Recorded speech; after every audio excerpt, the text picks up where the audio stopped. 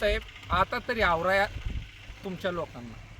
रोहितदादांनी जे परवा आंदोलन केलं ते आंदोलन राजकारण म्हणून नव्हतं. ते आंदोलन 45 लाख शेतकऱ्यांचा आवाज होता आणि त्या ठिकाणी आमचा शेतकरी बांधव जाऊन 3 दिवस बसला आणि त्याच्यानंतर आंदोलन तुमच्या काही लोकांनी शब्द देऊन माघार घेतलं आणि त्याच्यानंतर जी अवस्था आम्ही राजकारणाची घसरलेली बघितली त्याच्यानंतर असं वाटलं की हा जो प्रकार आहे तिथं गोमूत्र टाकून जो शुद्धीकरण करण्यात आलं, शेतकरी बसलेली जागा, शेतकऱ्याची मागणी केलेली जागा अपवित्र असू कशी शकते आणि ही विचारधारा कुठंतरी आवरली पाहिजे.